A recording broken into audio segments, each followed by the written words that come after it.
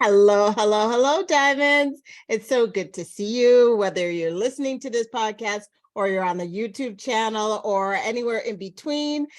So good to have you with us. And today is a special treat for me because I get to spend some time with one of my favorite people who is also a coach in the Lit Click Club. And if you haven't heard about the Lit Click Club, stay and at the end there will be an announcement about the Lit Click Club, but that is going live in June for our founding members and officially starting in July for everyone else. But stay tuned for more information on that. But right now, we are going to be talking to Coach Lisa Hatlestad, who is just, I love her. I love it. There's just no words. She's so fantastic and amazing. And so excited that she is part of the Lit Click Club project. And I just wanted to introduce you to her for people that may not know her. She is just a godsend. She is a jewel. She is an amazing diamond. She's like so many different things. And the talk that I'm having with each one of my team members is what's their concept of soul bursting? What is their coaching that they bring to the Lit Click Club and anything else that they want to add in? And so I'm going to read you what she said about soul bursting, and then we're going to have a discussion and then go from there. All righty. So this is what Lisa is saying. To me, soul bursting is synonymous with liberation, which can really only happen with total acceptance, honoring, and bravery, following the breadcrumbs of one's true self.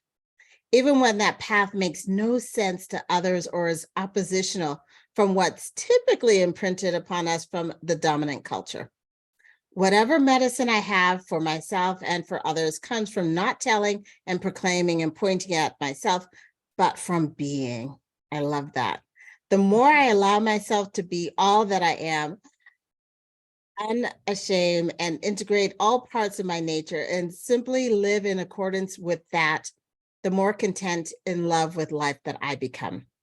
Life, spirit, God, whatever you wish to call it, is here to live itself out uniquely through each of us in our respective lifetimes. Knowing that I'm a manifestation of that inspires wonder and awe in me.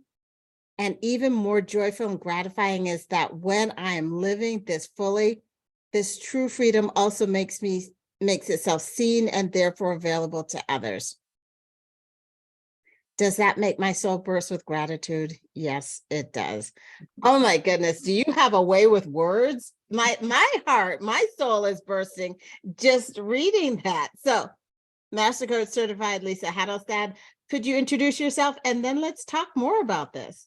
I would be happy to. I'm kind of a soppy mess of melting heart right now. Everything you said, and I loved hearing you read my words. Like I get a little embarrassed because I'm a writer and I use a lot of words. But I really loved hearing that definition. So I want everybody to know when Sonia first asked me what soul bursting was to me, I was like, oh honey, I don't even know what that means. Like, help me understand. And really what these aren't Sonia's exact words, but what it came down to me is what makes what's in here just like, oh, come out. And it's almost like we just carry this glow, this aura of happiness that, really can't be touched by anybody else. It's within us. So I was so grateful to be given the opportunity to talk about that. Yeah. So the other thing I'm really melty about is just getting to be a part of the Lit Click Club. And I'm still working on, it's not an alliteration, but it's tricky for me to say. So I might be calling it the Click Club at times, but that's okay. It has been one of the I'm just going to call it, like, it feels so much like an honor and a privilege to me to be able to work with you, Sonia, in the advanced certification in women's sexual intimacy that we're doing together. And then stepping into the Lit Click Club coming up. It's like, how could life be any better? And it wasn't all that long ago that it never occurred to me the absolute power and beauty and honor and love that's involved with women's sexual intimacy, women's sexuality. So just so grateful for that. And I love working with you. I think all of you listening and watching probably have run across Sonia before, and she is just everything that she presents herself to be. She's just wonderful right to the bone. So to get around to introducing myself, I'm from Minnesota. I live north of where Sonia lives, up in the rural area of northern Minnesota. I'm a master certified life coach. I also have certifications and trainings in other styles of coaching and integrative work. And primarily my work is all about liberation. And what I mean by that, because I kept hearing that word too for a long time. And what does that mean? What does that mean? And it can really sound like just another one of those words that we throw out there, because it sounds really high-minded and wonderful. But there is a very grounded work to liberation that is available to all of us. And so when I'm talking about liberation, I'm talking about dispelling the limiting and, what makes us small that comes to us naturally through culture, through what we're taught, through our family, through teaching, through society, right? And not to say that all of that is bad, but often how we take it in and for how long we've taken it in and for how much we've taken it as true, it can be really limiting and also inhibiting for us. And it's almost like it pulls a mask or a full body costume over us. And here under that mask, under that costume, here's our real self. And I'm interested in helping women see that, their real self.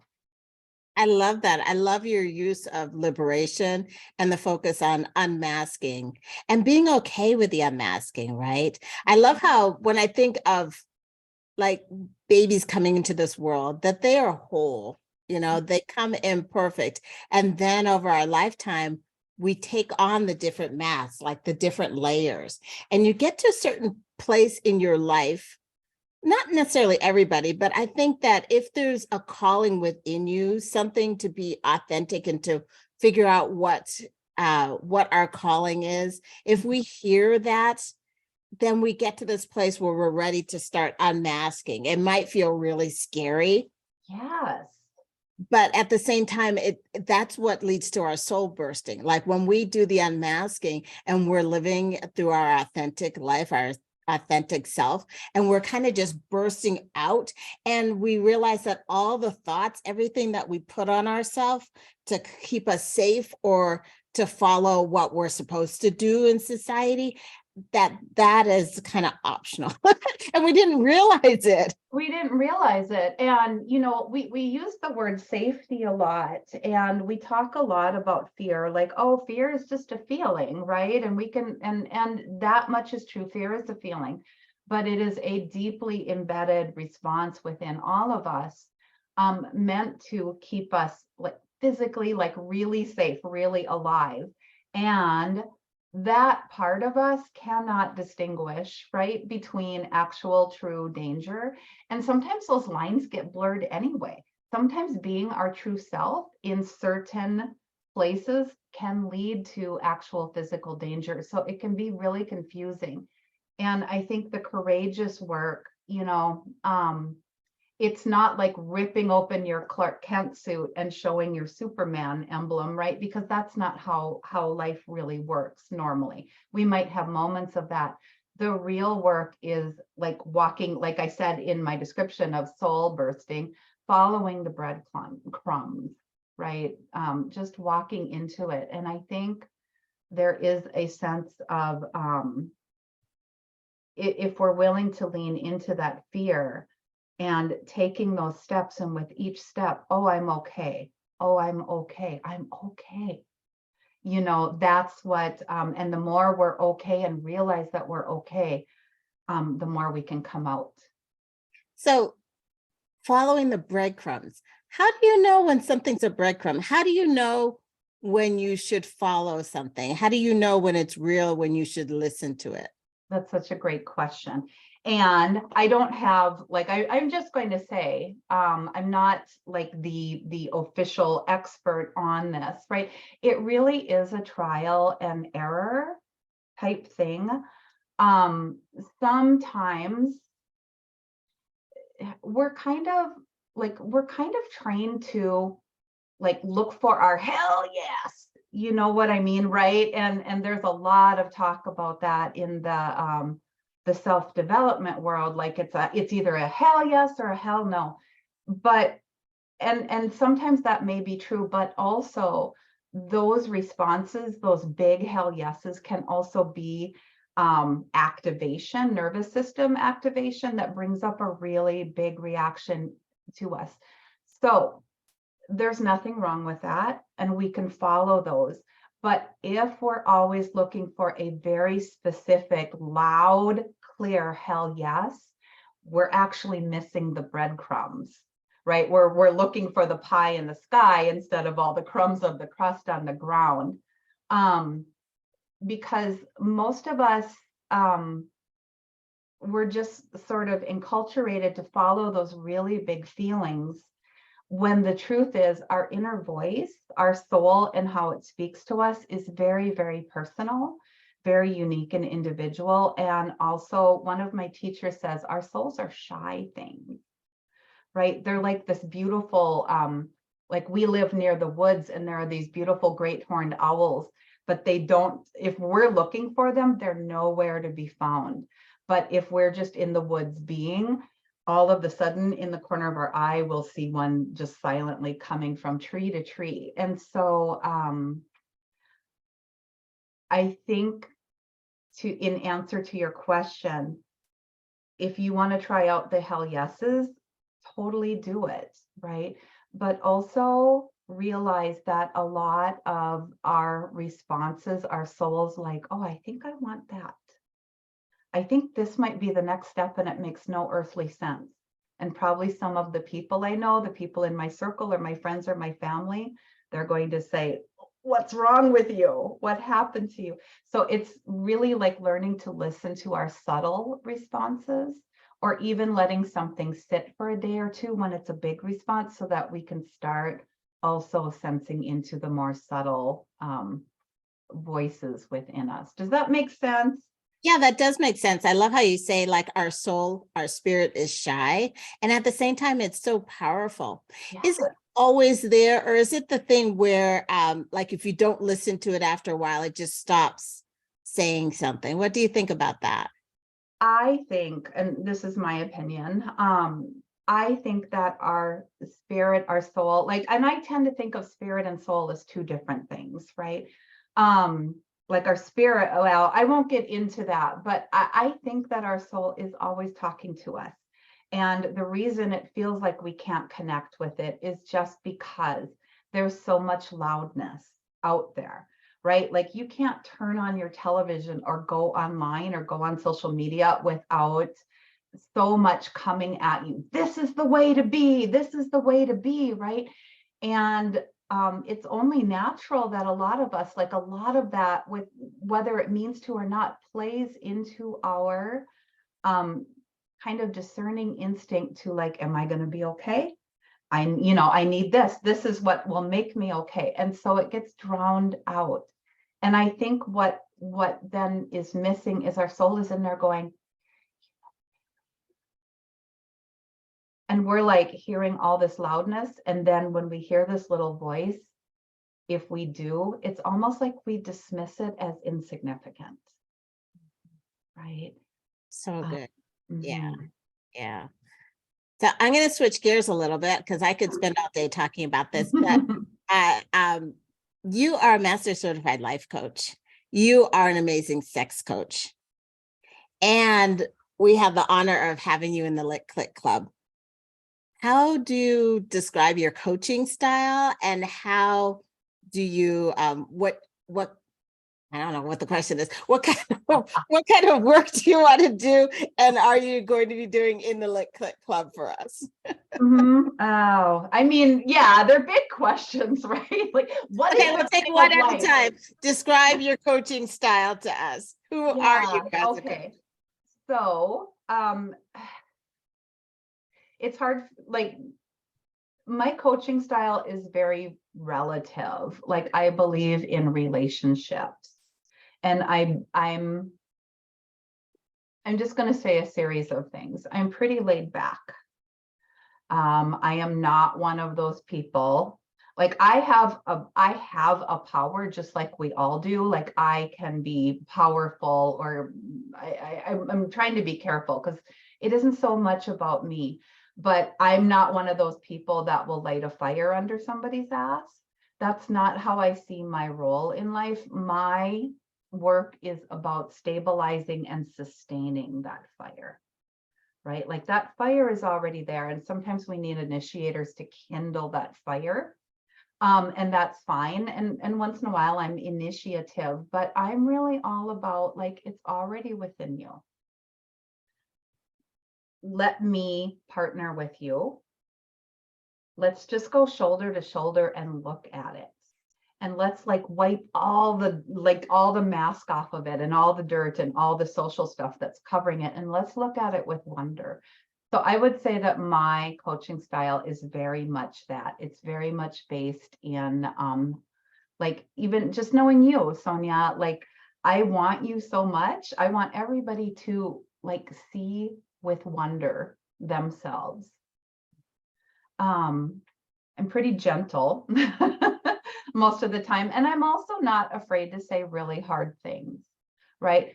And always coming from the place where for me, it's always, you tell me where I'm wrong, right? So I feel like I'm extremely approachable, and I see myself more as a companion, a mentor, a guide, and an equal. It's a journey, and we're just walking shoulder to shoulder. I'm not in front of people going, I'm more powerful, let me lead the way, right? Yeah, and that's something I love about you, that you have an innate respect and regard for whomever you're coaching. I Right? really do. They are the ones that are the experts on their lives, essentially.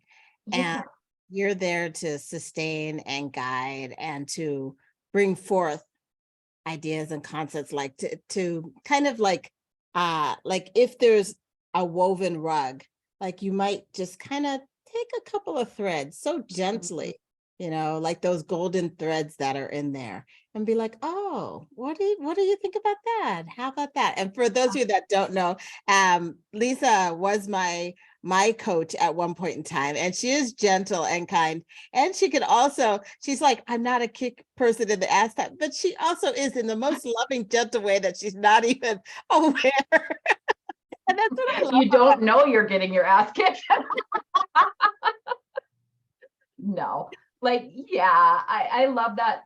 Sonia, I love that you talk about the threads, because a lot of times that's how, when I write about myself, in my own writing, and sometimes how I talk about it, it's both, like, I love to help people see their own tapestry, right? And so often we've got all these stories and these narratives in our head, and we're, like, so afraid of them. It's like, I need to get rid of this story. And I'm like, what if we look at that story? Like, how is that woven into your tapestry? And how can we find the gold in that thread? It's not all dark and bad. And also, yeah, like, pulling them out. And specifically to the Lit Click Club, here's the thing about how we express and experience our spirituality, or our sexuality, excuse me, and spirituality probably too, is so much of it is, how do we look at ourselves as a body, and how do we feel about our body, right? Like, I get the honor of working with these highly intellectual, ambitious, beautiful women who, because culture needs our mind to cooperate, right? So then our focus is up here. And a lot of times it's like, oh, our body is just like, oh, my body isn't perfect, or my body isn't that, or my body this, or my body that. And I really, want women to understand the entire soma, which includes your body and all of its parts and the goodness of it. Also, everything that sits within it, all of those responses that we're talking about, this is, we feel our soul through our body, right? So specifically in the Lit Clit Club, one of my focuses is going to be on body image. And because, it's interesting, the stuff we say, like, oh, forget about loving your body, like with its imperfections, that's just impossible. And I'm like, actually, no, it's not. And who's to say what's perfect, right? Like perfect doesn't exist. It's the zero. It's before it comes into incarnation. It's before it's incarnated. So let's honor and respect and tell the story and weave the tapestry of our beautiful bodies, because how you feel about your body, it's not just your physical body you bring into intimacy, it is your body image, right? Yeah, definitely. And that's one of the reasons. There's so many reasons I'm excited that you're with us in the Lit Clit Club. But one of the things that I'm really excited about, because I do tend to live in my mind, I tend to float up here, and then I'm like, oh, right, I got a body, let me go down. Woo! And of course, I love sex and sexuality because that allows me to be in my body, one of the ways. But I also love how you come from this place of embodiment work. Could you tell us a little bit about that as well? Mm-hmm. Yeah. So what it means to be embodied, we're already all embodied, right? We're not like just this thing that's free floating, right? We're all embodied. And so for me, embodiment work, and people will define it differently, but for me, what it means is to bring your entire soma into your experience. Listen, people, spirit can't feel. Spirit does not have emotions or feelings. It cannot feel joy. It can't feel sorrow, right? Because spirit is not carnal until it's in our body.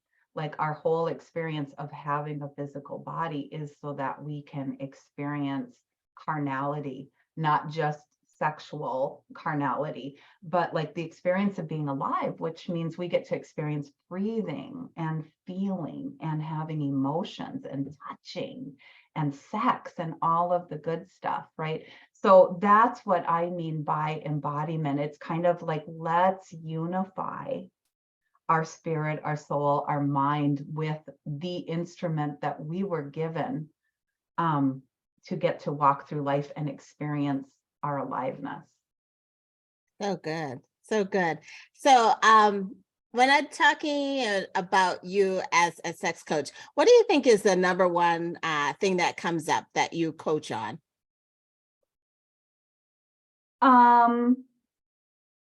There is always body image, and then it feels like it's so meshed together, but I would say the predominant issue is always about libido or desire, and the conflict that most women feel between I'm busy, I'm stressed, there's so much to give one more thing of my body, even to the person I love, just feels like too much. And I feel terrible about that. Like my partner wants sex more than I do, right? Is what it comes down to. That's probably the most common. And then the body image and the feeling inhibited. Okay. So we're going to be talking more about this. You and I are going to be doing a Q&A together for all my diamonds. But I'm just wondering, since that is the one that comes up the most, how do you start to get somebody on that path so they look at their breadcrumbs so that they see what thoughts they could possibly consider? Yeah, I love that question. And yeah, to start accessing the breadcrumbs, and like it's like for ourselves as women, if we're in that situation where we feel pressured to have sex because our partner wants to have more sex and we're feeling too stressed out, and we don't even know how to access it, the first thing to do, like we have to unzip the costume and peek out. Like, where is the pressure and guilt coming from? Is there a desire in you, or is this completely responsive, like, oh, I need to do this or I'm not being a good partner, right? And because we need to get that out of the way so that we can actually see like, what is our path? Where are our, like, the path laid out with all these breadcrumbs to desire and to intimacy? Yeah. If that Okay. makes sense. All righty. Well, thank you so much, Lisa, for being here and talking to us so that all of our diamonds can get to know you a little bit more. You are so amazing. And of course, you're in the Lit Fit Club, and that's where we're going to be spending a lot of time together. But if they wanted to check out some of the work that you do as well in your area of expertise, separate from sex coaching, how could they find out more about you? The best way is either to, like, I'm not always on social media, but I'm on enough. So you can always look me up on Facebook is what I use predominantly. I'm also on Instagram, in both cases as Lisa Hatlestad. My website, lisahatlestad.com, which is like under construction right now, reconstruction. I also have a weekly newsletter, the Sunday Muse, where I share work, and those are probably the best ways to find and know more about me. And then definitely Sonia's Lit Clit Club. We'll be getting to know one another. I'm so excited for that. I'm so excited too. Lisa, you are amazing. Thank you so much for coming on this call, and we'll see all of the diamonds in the Lit Clit Club. Thanks so much. Thank you, Sonia.